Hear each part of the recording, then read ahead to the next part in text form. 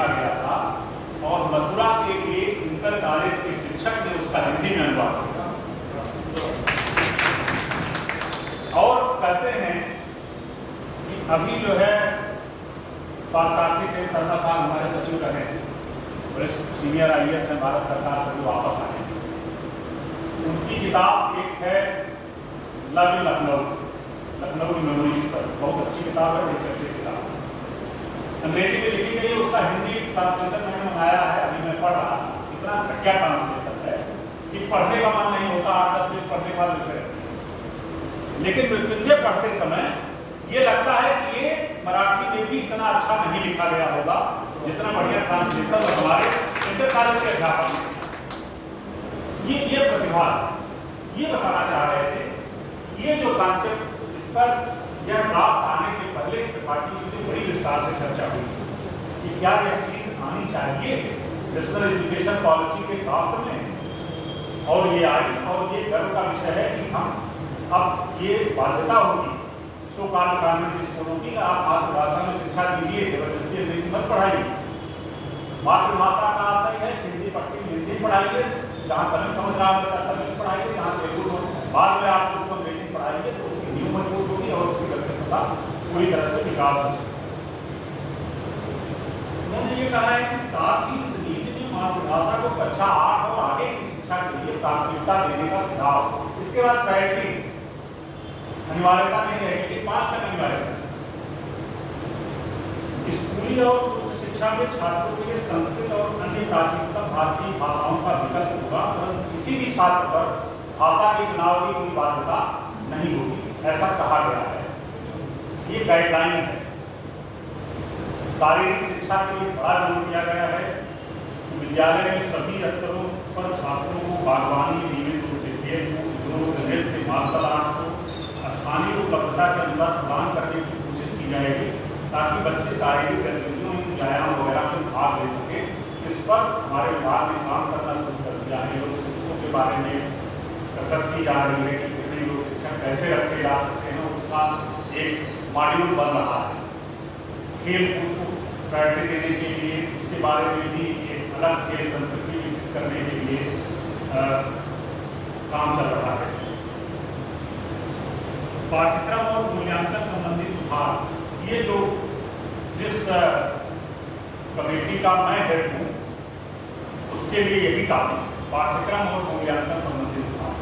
इसी पर मेरा ये ड्राफ्ट है, वो लंबा चला, केवल इसी एक काम है, पाठ्यक्रम और मूल्यांकन संबंधी। आपको मैं बताना चाहूँगा कि 2013 में उत्तर प्रदेश सरकार ने मुझे व्यावसायिक शिक्षा का अध्ययन करने के लिए हिमाचल प्रदेश भेजा।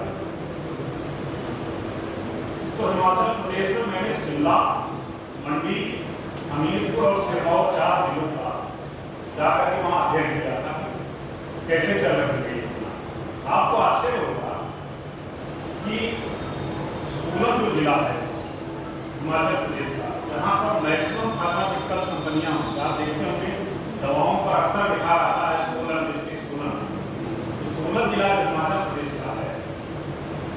फार्मास्यूटिकल कंपनियों के लोग, ये जो व्यवसायिक का कोर्स है फार्मास्यूटिकल का, जो शिमला के जो 3-4 स्कूलों में मैं गया, शिमला के स्कूलों में प्रिंसिपल ने बताया कि हमारे यहाँ बच्चा जैसे ही इंटर में पहुँचता है वैसे ही ये फार्मास्यूटिकल कंपनियां आकर के कैंपस सिलेक्शन कर रही हैं और इंटर पास होते ही वो फार्मास्यूटिकल कंपनियों में सेवाएं मिलती हैं। और उन्होंने ये बताया कि हिमाचल प्रदेश की सरकार ने उनके डायरेक्टर से मिला, वहाँ माध्यमिक शिक्षा एक में है, दोनों के डायरेक्टर हैं, तो दिनकर बाबू वहाँ डायरेक्टर थे। तो उन्होंने बताया कि हमने जो है व्यवसायिक शिक्षकों को उन्होंने इतना बढ़िया काम किया कि राज्य सरकार से विशेष अनुसंधान करके इनको मर्ज करा दिया उन्होंने, और आज हमारे यहाँ 11 लोग व्यवसायिक शिक्षा की 11 जो इंस्ट्रक्टर थे वो प्रिंसिपल बन के बैठे हुए हैं GIC। तो हमारे यहाँ दिक्कत यह है कि इम्प्लीमेंटेशन में खानी चाहिए, या हम इतना विल पावर नहीं दिखा पाए कि व्यवसायिक शिक्षा रेलिवेंसी उसकी खत्म हो गई है। उसको लोग इतना लाइटली लेते हैं, पार्ट टाइम काम के रूप में एक सर्टिफिकेट दे दिया जाए, ना उनके शिक्षक ना उनके इंस्ट्रक्टर की क्वालिटी पर ध्यान दिया गया, ना उसके इम्प्लीमेंटेशन के तौर तरीके पर ध्यान दिया गया। अब जो नए ढंग से शुरुआत हुई है उसमें ये प्रयास किया जाएगा कि हम ज़्यादा से ज़्यादा बेहतर कर सकें। इसके बारे में अगर आप लोगों को कोई सुझाव हो व्यवसायिक पाठ्यक्रम को कैसे हम और परिष्कृत कर सकते हैं, इसके बारे में भी आपका सुझाव होना चाहिए। इस तरह का आचरण है, किस क्षेत्र में इसका झुकाव है, अब बात कर लीजिए।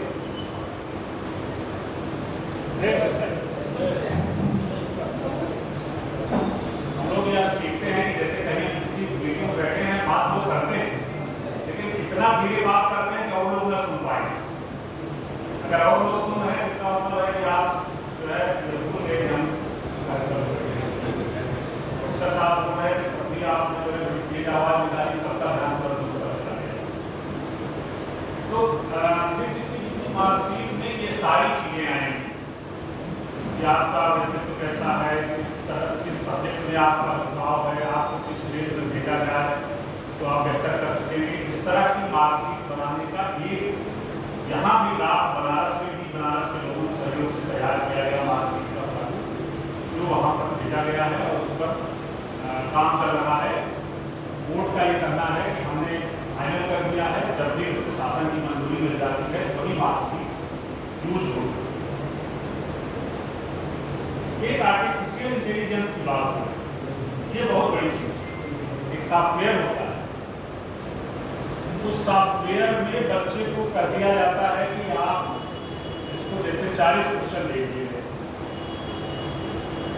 तो 40 क्वेश्चन जब बच्चा हल करेगा, वो सॉफ्टवेयर ये बताएगा कि बच्चे का झुकाव किस तरफ है। जैसे मान लीजिए उसका जवाब लिखना है, बच्चा किस तरह से लिख रहा है, वो जो AI सॉफ्टवेयर है, आर्टिफिशियल इंटेलिजेंस सॉफ्टवेयर है, वो ये बता देगा कि इस बच्चे में ये पोटेंशियल है, इस तरफ इसका झुकाव है।